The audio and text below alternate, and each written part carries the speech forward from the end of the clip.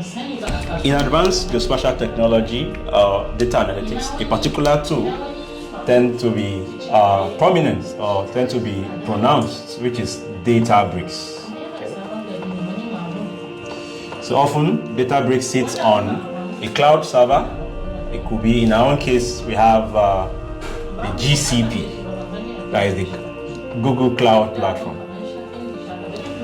So, and at the other side, we have GitHub, where we have our code repositories, and then we have the local PC. So in this case, you have the repository built in your GitHub, and then you push it to your local PC, and then whatever change that is done in your local PC is then pushed to GitHub.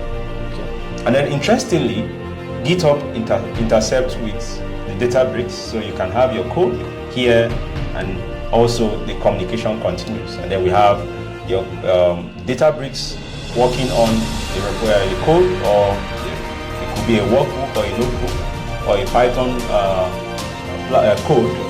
And then on the other hand, we now have your Streamlit application that holds whatever application you want to host in the cloud.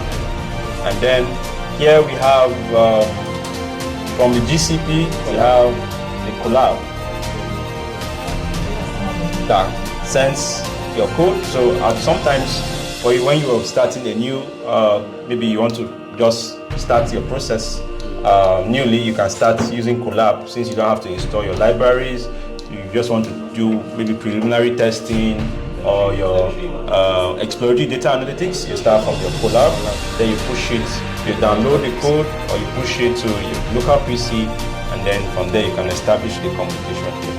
And then one of the advantages of Databricks is it helps in automating the processes in terms of, like in case of AI or machine learning.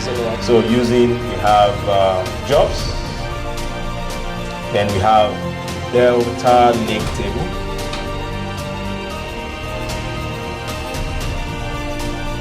or DLT, and then also GitHub has GitHub Action that does similar thing as the jobs, and then here you can automate either. So what does the jobs do? Okay, the job automates the machine learning process. So you can specify if you want your code to learn maybe hourly or 2 hourly or daily, or whenever you have new data into a particular repository or the database, and then it then picks the data, then retrain your model. Also, you can have data ingesting from data sources, real-time data ingesting. So you can have from open weather data sites, where you can specify using job or data lake, where either you want it to be hourly or daily or monthly, depends on how you want it to be. And then all of them are sitting in your GitHub repository. Okay. And that's the advantage of this kind of infrastructure.